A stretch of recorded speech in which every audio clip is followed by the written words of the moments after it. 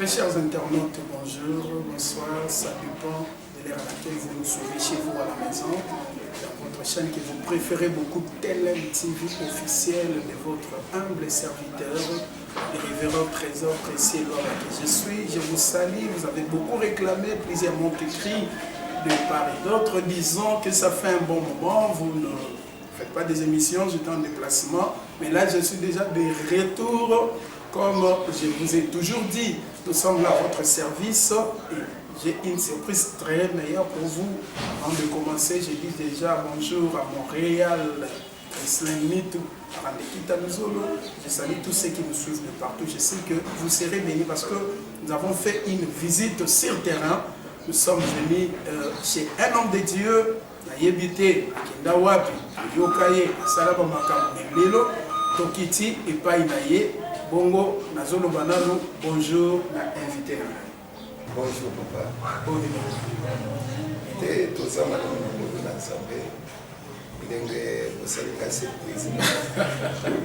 Je tiens déjà à vous signaler que l'homme de Dieu est ici en prière. Ici, ce n'est pas sa maison, mais c'est l'église de Dieu. Nous lui avons fait une surprise. Et on vous demande qu'il n'est pas obtenu. Mais cela n'empêche qu'il a annoncé ma campagne n'est pas inattendu. Nous sommes dans un batumsu balobi corona memi yo batumsu balobi est-ce que akenda na chikungunya te corona na koki koloba ke corona koko bisote en tant que balance bon baba kufi bazaba pagana bon baza ba pakano te moto na moto ayibi ndenge azotambola na Nzambe ezape na bato bazongimela coronavirus ezape na bato mosusu bazongimela kote c'est-à-dire neti ngai dans ma part nazongimela coronavirus. Ah, est-ce que vous avez entendu ça? Mais il y a les hommes de Dieu qui sont partis. Est-ce que vous savez aux hommes dit makezali mais koko zoyo te to yondo boyango bito bon ngai na boyango ngai ndo boyango papa ngai na koko yebiso na mokuse na basali na Nzambe oyo bazwiwami na coronavirus ngai nazozwa ndenge liwa eza mpona motu nyonso soki lelo otali malamu okomona ke eza maladi moko monguna satana aza na kati na yo. C'est la première fois banda na botama ya namona ke épidémie moko epimi ezofrappe monde entier et soki otali malamu na kati ya épidémie yango comprendre une chose. Ce n'est pas normal que l'épidémie moko ebandi kuna na poto ebandi awa na Congo. Donc en tant que musami na Nzambe na kondimela yango te parce que Nzambe na ngai aza likolo ya coronavirus. Merci beaucoup Nzambe aza likolo ya coronavirus kosala Nzambe banandi na biso bayibani bayo na TLM TV. C'est pour la première fois les Camerounais musala Nzambe ya kala oya bandi na bolenge. Mais c'est que bazana pour ça yeba to yambi nani biso to va présenter te to tikela yeba ko invité Ami Lobena, n'est-ce pas Doris Mutono la France c'était salé na yebite musana Nzambe bako yeba yo zali. Merci papa ngai na yebani na bongo ya prophète ya Nzambe nazali mwana ya évêque Pascal Mpuna. Oh oui. Évêque Pascal. Évêque Pascal Makuna, c'est mon père spirituel. Oui. Les lois Nzambe aye kubenga ngai nazao kambasikoyo vision mususu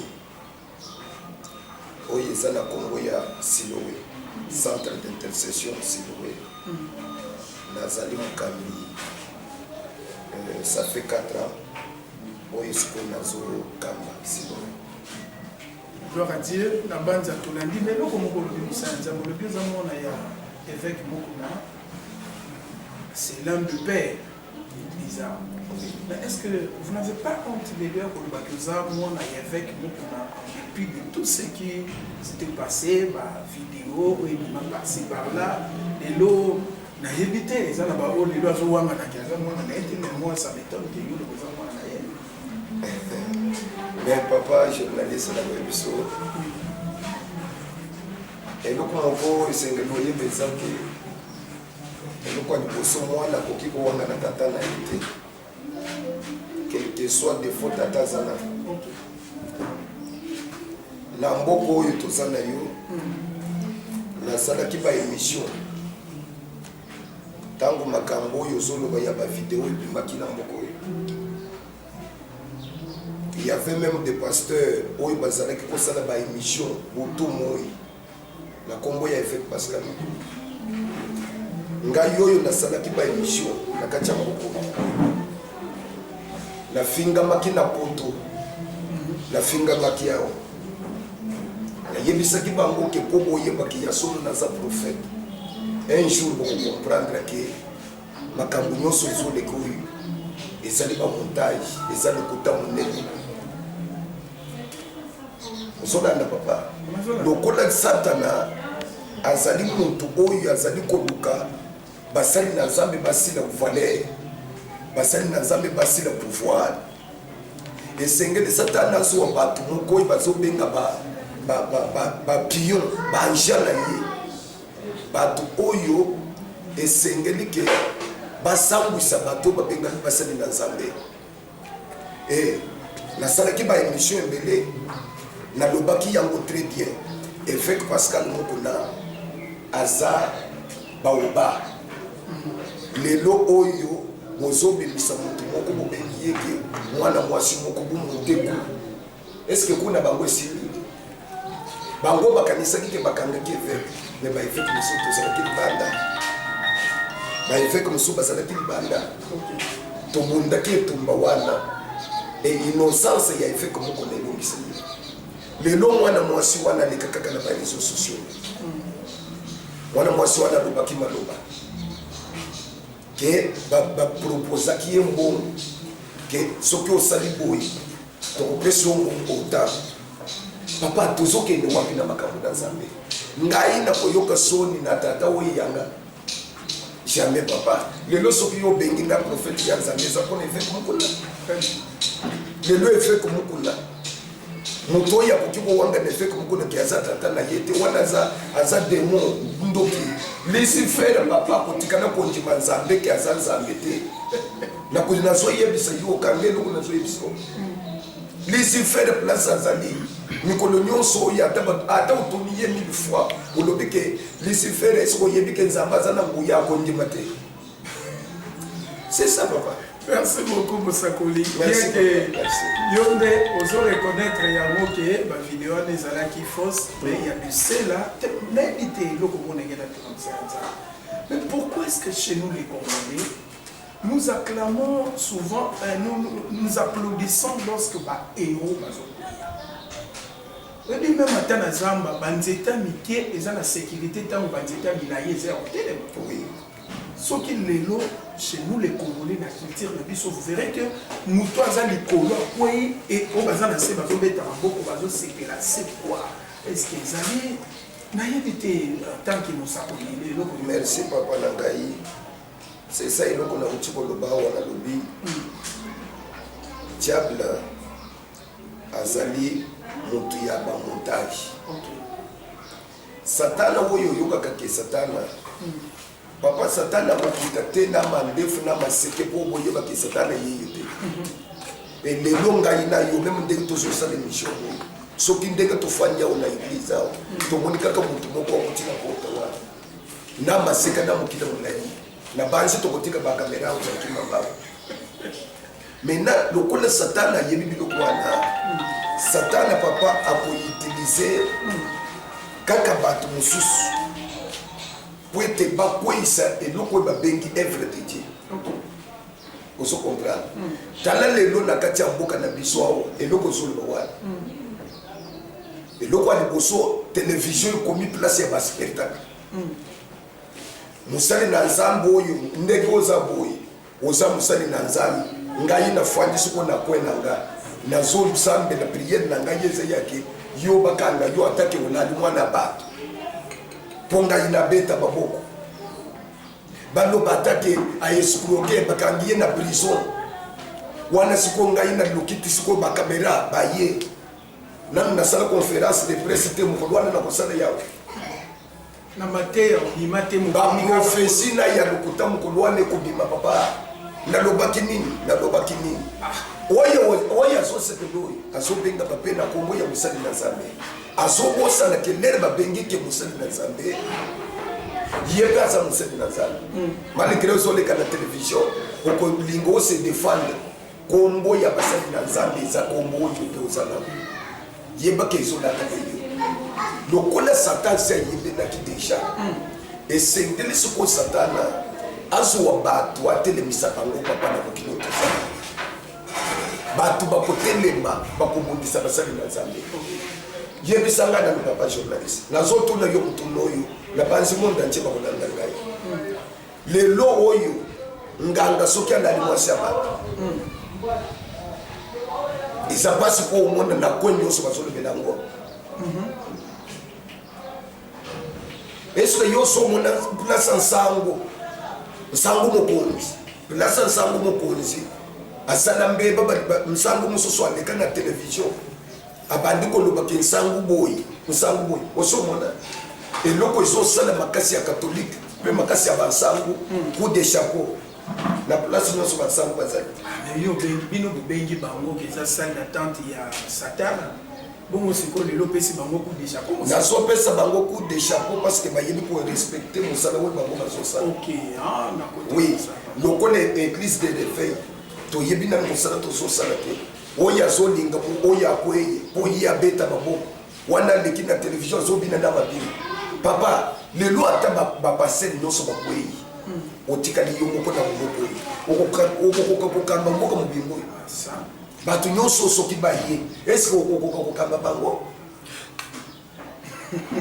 ministère ezandenge moko te Nzambe apesi ngai nazala prophète yo kozala évangéliste wana kozala docteur wana kozala tokabwani ministère wana mpona nini okomona prophète aleki na télévision abandi kofinga pasteur mais nakomisi Nzambe parce que nabotama na tata ya bien oh oui papa on évêque Pascal Mouko. Balandina biso, c'est à vous de juger. Moi, je ne peux rien commenter. Mais tous les ayangai, bien nous allons bongo ya Musali na Nzambe, prophète ya Nzambe. Lila yofo. Merci. Mais le problème est ça, Musali Nzambe. Ce qui te l'a dit par rapport à Yamakambi, Mouloubi, à l'église catholique romaine, tout le baki, même à temps nganga, non, la mounanga, qui n'a TV, à la sous.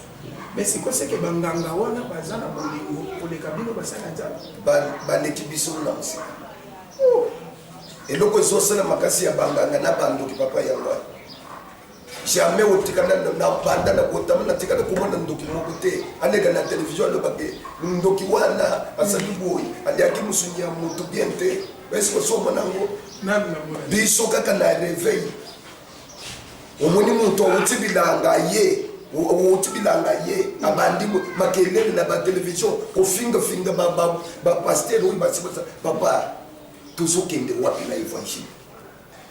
Merci Monseigneur Nzambe. N'oubliez pas de vous abonner massivement.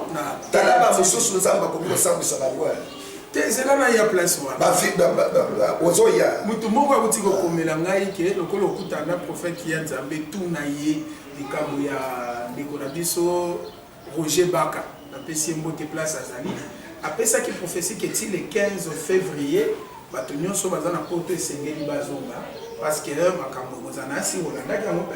Nalanda ki yango. Sikoyo par rapport à la prophétie wana na ndenge to komi le maloba na yo en tant que personne ya Nzambe pe musa. Merci papa journaliste pour la mutuno tuni. Ndeko Roger Baka donc azande koyo na banda ko linga mingi. Mais façon na ye ko sala musala nde na sepeli na hotel. Zolanda papa. Ozolinga ozowa oyeba na kona nzela ko finga batu tondeli. Roger Baka za prophète te papa eza ba confusion oyo le deux côté na makambo na Nzambe. Ça ko ya fingi nini alobi kaka bokuya bato ba na poto aza abaka ko prophète mo. Roger Baka za prophète te. Roger Baka za moto oyo a interprété ba film Nigeria Roger Bakaza musali na Nzambe te papa azana université mobimba zo la kisabatu papa zali na yebisi omoni soki okei koyekola kotanga Bible elingi koloba teke Nzambe abengi Roger Bakayekoli nde Bible Nzambe abengi yete landa message ya Roger Bakola okoyo Roger Bakaza sikona kati ya confusion oyi ya dona kilobi nde wo Yesu asoboka lelo Roger Bakafinga ba pasteur nyonso bazana limete awo sintonde kona biso Moïse mbiye nde lokona mwasina ya bana Yesu te yeba kate soki abana Moïse mbiye soki alinga ya boya na yeba kate afinga aloba alakisa ba geste aloba biloko nyonso wana Roger Bakabelo tala makambo soko tala ba matanza ambazo beta Roger Bakakomi prophète mukulu tala ba prophétie ya lokuta oyo ezokomisa siko basali na Nzambe monseigneur na yebisanga na prophétie oyo Roger Bakapesi yebisanga ya tasini moko kokisa nebite mituneze ya biso bi ya mosako na ko yebisa yo papa journaliste na katiote na zo yebiso ke ndeko Roger Baka aza mutu moko fo bakanga yena Roger Baka bakambiye azwi batem ponanu azanda no mobimba aza mobesi na no vérité évangéliste Roger Baka olanda ba chaîne aussi ozo kama prophète Yann Zambia pour le ba trois des réponses ezali la porte est grandement ouverte tokozela yo bongo ko yame ozondi mana appel na yete la ministère appel ya Roger Baka na ministère vraiment soki na koyebiso na mokuse na wutu koyebiso ke Roger Baka azana na bakati ya ba spectacle azana posa convaincre nde mitema ya bato or moto a convaincre ka mitema ya bato eza Jésus eza motuti ozonda soki na fingi boy soki na lobi boy na kozoba to ko soutenir nga papa na kati ya musala ya zagozo mono to komina bato moko bazui bato moko ba komisi bango basabi na Nzambe yozo wa mbongo kendo finga yi bazui ba sena wa na mafinga oh papa na zo yebiso ya so bazui ba sena wapi neti ndenge na zo lo makambo na zo te ya boy nani wo ya kote le mki asombe na ngai chaîne ya télévision. Ça c'est vrai hein, parce que sur YouTube, sur internet apparemment babiloko ezana ma finga biloko salité et papa. Mais quand on annonce la bonne nouvelle, vous avez tendance à boycotter, vous avez tendance à faire semblant. Ça ce n'est pas une bonne chose. Naza si je wana musakolifuna zoyo programme moko ya tolobela na makambo. Mais lelo toye kokuta yo na retraite mosala nzala. Quel est le message pour le peuple pour la nation congolaise? Parce que la bande a été le message dans les limité quand on a bande message au peuple. Merci papa journaliste pour la motuna. Na koye biso ke tozali na musala moko ya munene oyo nkolo ila biso pesa ki biso na banza ke tokosilisa yango dimanche oyo tokosilisa yango musala oyo Nzambe apesi biso papa journaliste tema na biso totuni mutuna na mama ya lipupu totuni mutuna na mama oyo atekaka mbungu na kei plulo ya kotuna mama moko azalaka na suka ya mboka mais mama wana yebi français sikoyo na yaki na mutuna moko ya pete soko tangi na mokande ya Jean chapitre 9 Bible zote bake mokolo moko Yesu azolika na bayekoli na ye papa journaliste na kati ya koleka Bible zote bake Yesu bwaka misu pembeni ya nzela Yesu azomona mwana mobali moko Bible zote bake un aveugle, hein, il a vu un aveugle de naissance. Mbala moko lere Yesu moni mwana mobali. Yesu azalaki yemo kote. Yesu azalaki pena batu so bazalaki kona. Eloko ezoka musangai papa. bayekoli ya Yesu batali age ya mwana mobali batali na pasi azanango elekeli bango bakimi mbango epa ya Yesu batongi ye papa nani wo ya sumuki Rabbi qui a péché cet homme ou ses parents pour qu'il soit né avec. Pour mon toit yazana na paso yazana molelo papa. Lisumu ebuti wapi.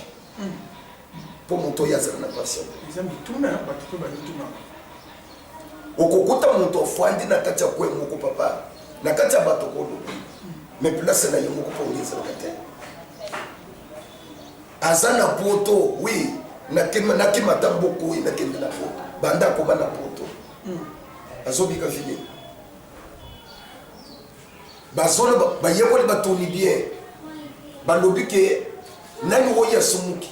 Ezamu to ya za avec. To baboto baboti. Awa batie nano voisin te. Batie pasteur te. Pourquoi na simbi pasteur? Pourquoi na simbi voisin? Fongola. Les lots tozana ba église ebele. Soko côté na kati ya veni moko to ko za ta 50 églises. Okokota pe ba fidèle bazakona ba isa ebele. Papa to sambela ka tous les jours.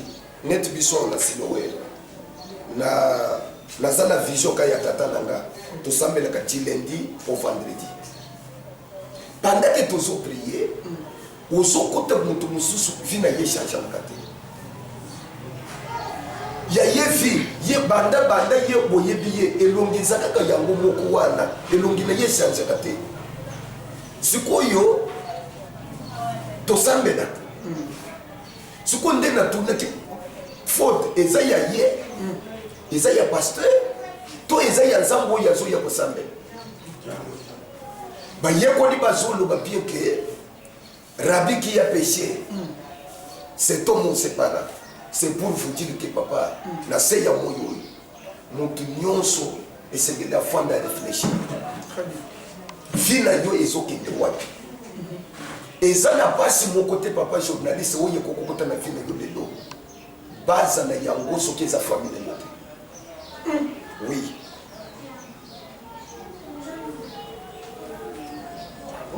Pour votre information, Genèse chapitre 12. Premier verset.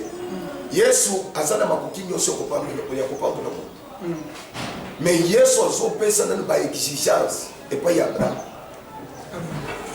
Azolo bana Abraham que Abraham il faut abima. Abraham il faut quitter. Si maya ko quitter, nde ya kopamela. Mo eloko nini banda ko sande pa ya Nzambe pour apambola Abraham na kati ndako na ba.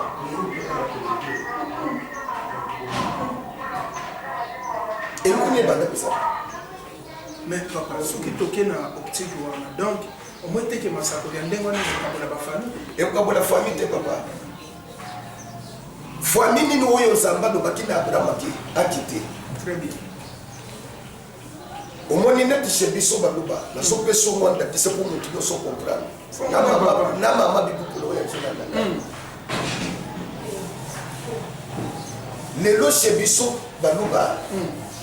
Ezana eloko moko na botami na kuti. Babengi yango Chibao. Chibao wane lingi ko nini. Eloko nini babengi Chibao. Ezana mwana mwasi moko kongo na ye ezana kikayo wa bayo. Ezana ki mwana mwasi. Kayo wa bayongo. Lera yeko so mobali kwa kana ye. Na mboka bazalaki kayo wana kisi mobali bapara basepeli bayebisi sikoyo kayo mobali ezalaka oyo kayo wanjini sima ya mikolo kayo basi bapeseli biloko adibana esengeli siko mobali ya kosowa kayo. OK. Papa kayo wakeyi kokutana siko na likangu na ye. Kayo wakutana na likangu na ye. Kayo wa balali na likangu wa. Likangu wa na akimisikayo wa na village wana oyo bazalaki bakeyi musika na zamba place bakeyi inconnue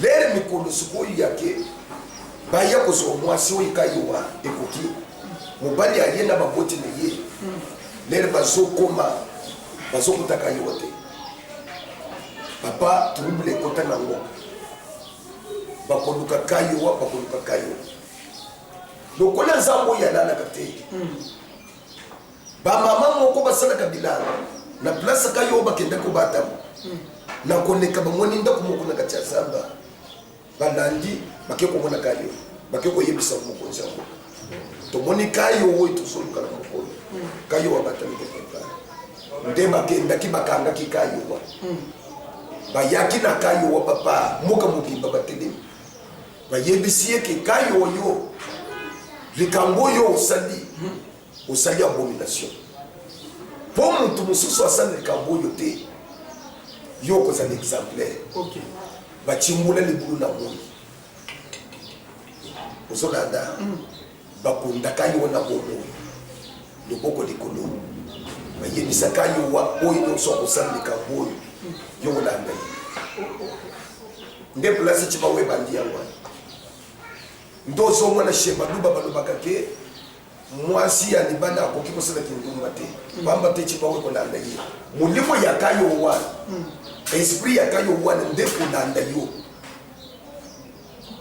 nayebi te soko ozolanda na yango ntango nzambe azoloba na abrahama ke ifo okite nzambe alingaki te abrahama aparticipaka na babiloko oyo bapratike oyo ezoleka na famille na ye parce que lelo soki tokei na bandeko na biso bakongo komona bazoloba ke moto soki aza na mbongo kuna bapesi ye soki ngonja soki kodya yango nde epesaka bango biso na banzike na famille ya abrahama mpe kodya ezalaki nzambe sikoyo yamoni ke soki napesi mwana mobali oyo mbongo sikoyo bakokanisa ke eza ya kodya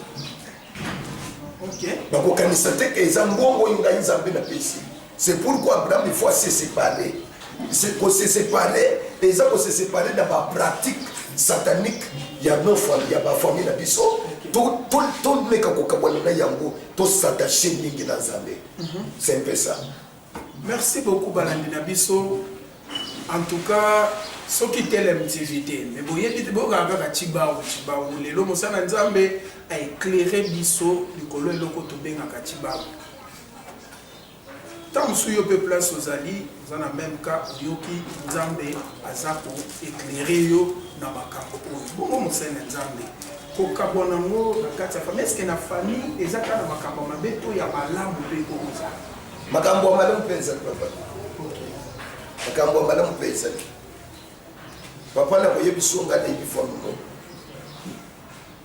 famille wana soki kaka bakokisi 40 akokota na ane ya likolo te fo akota mabele azolanda soki akokisi kaka 39 ans azozelaki 41 ane wana oyo ngai oyo ngai nazokufa famille na bango baza ne bongo nde ya bango loi ya kindoki ya famille oyo ekangi bango wana famille wana na famille nakanga bana nzambe te sikoyo eza mpe na bafamille mosusu papa na ose moyo papa aza chrétien mama aza chrétien noko aza chrétien koko aza chrétien bato oyo nyonso bayebi nzambe koko oyo ntango lere ye azofukama na se azali kosambela nzambe pambola bakoko na ngai nzambe pambola koyo me eza na bakoko mpe mosusu papa na ntongo boseki na ye na butu rassemblema ya kindoki esalema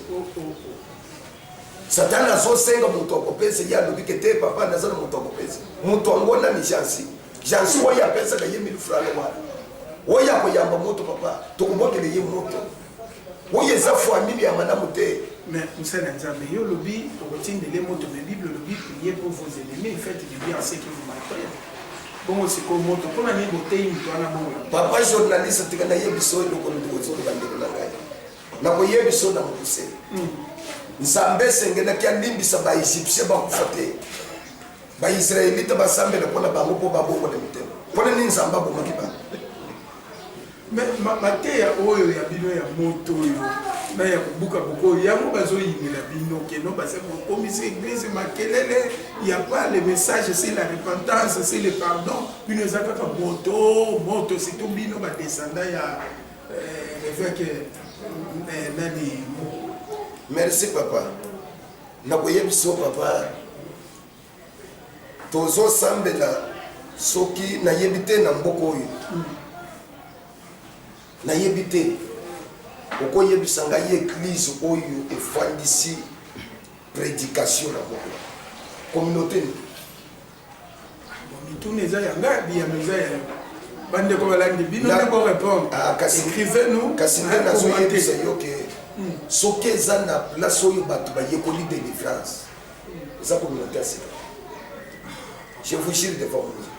Bongo te me ba walo mutenga bazali tirbo eza viens na ngai walo musenga na ba si femme c'est qu'on a 40 jours ya jeûne 21 jours ya jeûne papa na koyebiso ke jeûne elingi kolobete ke délivrance ndenge tofandi na yo na koyebiso kaka nzamba pambola yo délivrance pe ozuya ozola moto mosusu akotuka kote jeûne ya 100 jours mais motema na ye na nobongwani te wana koleka na délivrance nzamba ngo aza koko na ye to tata mwasi na ye po ye azwa délivrance mwana jeune na ye te nde kobongola nzambe po nzamba asala mbala moko papa bato mosusu baza bamama israel na joie bapesi ye mbote kuna 100 jours ya jeune papa est ce que yo zo jeune 100 jours oyo beza kaka bino papa ndi kaka mpe bato nakoyebisa yo papa journaliste bon nalingi nakota na bamakambo ebele te papa baza youtube nakoyebisa yo boye en tant que prophète nakoyebisa yo parmi bato ozotangela ngai bazalaki na mboka oyo lokola mopelo lelo bazala kende na baeglise na bango tala place bazosala basumbata lipango ya église te. C'est pour te dire que le spectacle dans les Kamwanzambé, papa zela okomona kanate. Ngai na sambe na kanzambe, pona bawe masana mungili bandima, banji na sambe. Na sakanata ya condamné te. Na ko condamné yete. Peut-être akona kinzela ya ke soki na bandu ko sala boy. Soki na bimisi sete. Na zudade bubu ya mu. Soki na sala boy. Abi misa sete abi misa nikorodo. Abi misa o ata lelo ba bimisi na ba mari deme. Ngai na ko condamné ba moté. Kada mingi te ba ko comprendre papa. Nsamba zali ba ko zongela nzambe. Mais musakolio le bito condamné te. Tant bino moko ba sakolio comme ça ba émission na ba musicien mokili comme ça la émission moko boye ya. Pourquoi nous nous finga na kati ya basali na nzambe zuta wapi puis n'ébité les hommes de Dieu c'est comme s'ils ont perdu le bon sens. Merci papa journaliste. Na utaki wa yebisa yo. Na zo pesi mo ile mambo. Soki to bimina yo libanda. To telemika na bana bana kuna. To bandi ko belela boya e. Na banza ke batu nyoso bako bimana na veni. Pona nini azalaki na ndako yoki mutu boko zobelela boya e. C'est-à-dire à tobengiye. Mais to poni yete. Na kacha musala na nzambo zomono ezana batu bamibenga nzamba pona ba mute ukoyeba siko na bizali na bango Bible ezolo bakemzete malamu bokoyebe na ngo na ba fruit papa ngai ndenge na zabo ina kokenda kusala mukabana émission na Fadi azana monde na ye ngai na zana monde na ngai tout monde qui pasteur Denis le sasali na héritier watana mais basali pe azo pesa na ba programme na ba ona ba nzembu na ba on na éviter soki musakolela na omoni papa na na fini omoni kongo tangi wana na dinga kolanda ye bisute Denis lesi tala omoni ba aventure ko mutoko okosala ba aventure na mokilo yo ko finir kaka ndenga finir wa Denis lesi azakutu mutu moko ya afanda abata matana toilette na ndako kututi je vous jure devant mon Dieu soki otali parmi bato bazofinga bapasile na Kinshasa eza Denis lesi Mvuluzi, mais ok, là, il y a mon gars. Mvuluzi. Denis Lessa fingi combien de personnes na Kinshasa wana mboko tozali. Mais Denis Lessa ça nani. La Kinshasa dans l'église de Denis Lessa. Et ça combien de personnes? Dans une église en Guinée, non? Wapi? Au moins tu même vieux dingwa pour qui était. Papa. Tala. Et ça va théâtre. Allons on a yé antika Bible. Akende papa Denis Lessa kendo ça la théâtre papa. Bazo que écrité ba tuna ba théâtre kende. Tika ba biloko wana na uzo sala eza ba distraction pendant que ba na nzambe ba zo la parole de Dieu Denis Lessa zo le kana TV abandi ko pesa ba nzembo ya ba musicien wo fali ya lekiboy fali est-ce que fali azana tine yo komisa ye papa oyebi ke na landa ke mission moko un serviteur déjà tindelinga Denis Lessa lobby soki fali ya leki soki muyembi moko na mboko yo soki ndeko faire petango yoki Denis Lessa lobeli wana faire asaleli nzembo Denis Lessa nalo yoki nzembo basaleli yote pasteur bakomi ko saleli yo nzembo na bato bakoki ko ya pa na yo bafukami osambeli pona bango papa to perdre déjà valeur ya basali na zanga cause ya ba Denis Lessa osonada Denis Lessa soki aleki na télévision okoyoka batele momoko azobimisa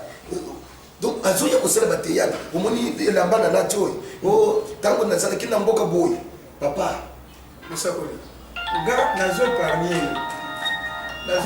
na danger parce que Denis Lessa alekaka na émission nazoyebi so okobika te mosakoli papa okobika te Denis Lessa nalobi ya naza na posa mpe ya nasala na ye debate nazopesa ye nde conseil oyebi ke balobaka ke mwana moke mpe akobeta mbunda mokolo mpe abili en tant que aza mokolo nazopesa beaucoup de respect en tant que yaya mais biloko bayaya bazosala eza malamu te oyebi ke ntango mosusu papa nakomaka na émission mosusu boyi nayoki posa ya kolenga ba Denis Lessa baza bato oyo esengelaki balakisa biso nzela meki awa konyata te awa nyata lelo Denis Lessa yebisanga na 2020 yebanda to balima te ningi Denis Lessa te ibana na zana na télévision ezakaka fwali wera Kabila nde biloko Denis Lessa yangwana siko parole de Dieu Bible achewa siko Denis Lessa na kobika te akomi nzana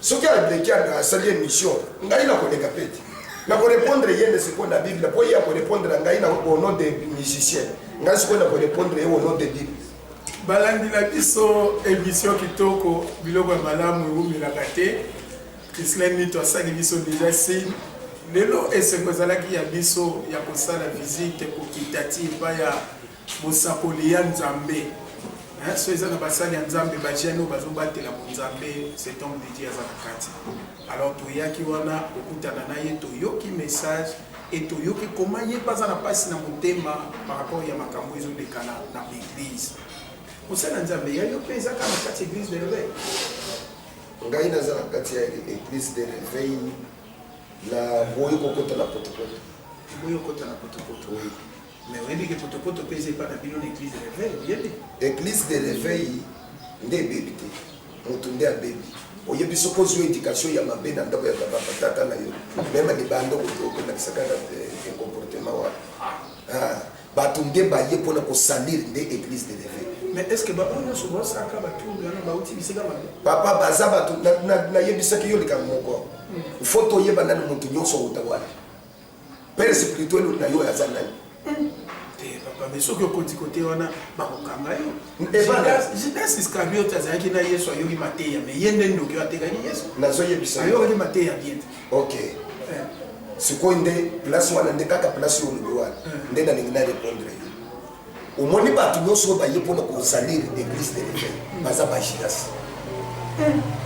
soki olandeli bango bien bakima na baeglise wana basala baepaka basenta bana basi kuna batika bazeni bakima batika bazeni kuna sikoyo bayeba nati bilongi ya ngoi bazwi sikoyo bapaster ya malamu wana limete moto akokufa frère kende osala bilanga ko ozodistraire bato pourkoi bato nyonso bakota na ndako bogene mobimba ozokotisa bato chaine ya sentiment Et au commis prophète en colonie, c'est ça confusion ils ont dans la église. Tozo yebate, nani pasteur, nani prophète, nani apôtre. Le l'homme tokola ngape na kola mkaka lobi na tongo na lobi na komisi koyo. Na komisi koyo bishop soki archipapa na ko tu so ata kombo ya archipapa. Ba tu pe ba bandiko benga ngaya archipapa alléluia. Ni na njongi bape. Taka confusion na makambo na Nzambe papa. Mais ça va poto poto. Au moins muto aibuti place auti nzale soyé d'abord tourna ya bandi musale na Nzambe ka. Merci beaucoup Motuna Wana et Pesameli Bino. Bino Ndebo Pesabiyamo. En tout cas, vous avez tout le temps. Veuillez nous écrire, écrivez-nous le message. Les hommes de Dieu qui vont suivre ces messages, que vous avez besoin, il y a les canaux TLM-TV, tous disponibles. Bobé Nabiso na 01 plus 243 081 572 54 53 plus 243 81 572 54 53.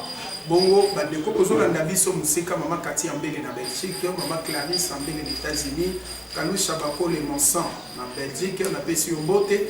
Bongo Moussa Nzambe, mot de la fin na yo, ils ont mis programme l'église, pe numéro na yo à téléphone, c'est Sir Barobenga. En tout cas, s'attendre que vous nous y Barobenga. Ce qui a béni Naya, ça grand frère, na Bokota Naya. Mais Boussolo, ce qu'on dengue un zali, dengue to koloba. Liloba ya suka papa, na pesi ban na Nzambe nyonso mbote. Na pesi pe basali na Nzambe nyonso mbote. Na zali koloba liloba na ngai oyo ezosala nga pasi mingi. Ezali ke basali na Nzambe to lingana. Basali na Nzambe to lingana, to tika motema mabe.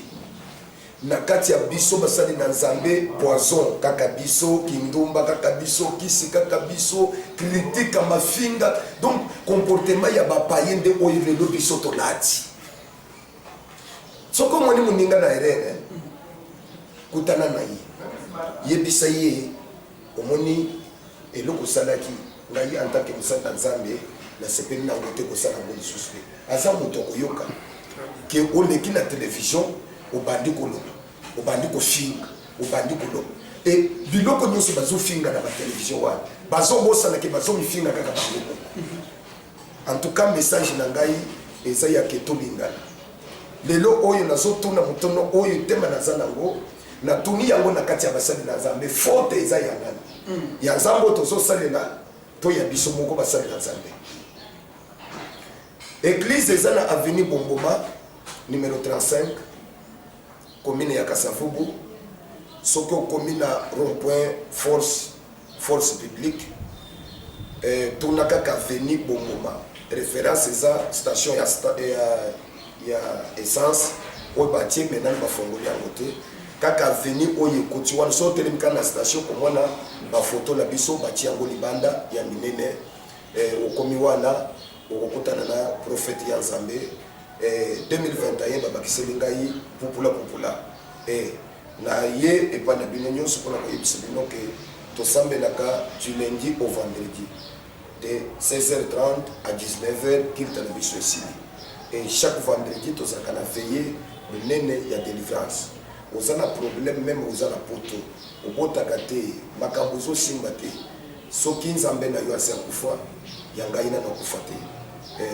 La pesi pasteur Kizambi na kibina mbote papa place ozali na pesi ba mbote belé na bonsanité mon père spirituel évêque Pascal Mokona Yeme coup de chapeau papa parce que obunda bitumba lelo tozomona na pe na bato Nzambe abakisela yo lisusu mokolo belé na se ya moi. Numéro na ngai ya téléphone soko lingo songa même na réseaux sociaux kozo ngai na 082 074 84 90 082 074 84 90. Zamba lola pambo na bino nyonso bato bolandi ngai lelo soki Yesu azongi te tokoya lisusu. Amen. Merci beaucoup. Quant à moi, je salue tous ceux qui nous suivent de partout. Je salue Madame Maïté Mugobe. Joyeux anniversaire à bébé Fortine Mugobe. Et nous avons fait na bana na nyonso église.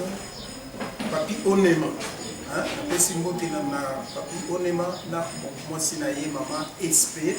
napesi mbote na maître Dio, mon avocat privé, moi nanga boko église, napesi mbote na pasteur Caleb Kabangu, napesi mbote na madame mon épouse, la seule, même si c'était à refaire, je ne choisirais que toi, Yolande Mouzembe. Et je salue aussi bébé Laëli, je salue maman Bibiche Makaya, napesi mbote na papa Gelor Duansa, ilungu na maman Bibiche, napesi mbote na Gauthier King, qui quitte Kalamini te na Zagoya, na maman Fanny Pila, napesi mbote na Doris Mutono, linga na ngambo mwana. Napesi mbote na papa, mbote na bino nyonso kuna. Je pense bien que Kalamingité, on serait ensemble. N'oubliez pas de vous abonner massivement. Nous sommes là très disponibles pour vous servir. S'il y a des remarques, ne manquez pas à nous écrire. Bientôt là, il sera encore un nouveau numéro. Que Dieu vous bénisse. Bye bye.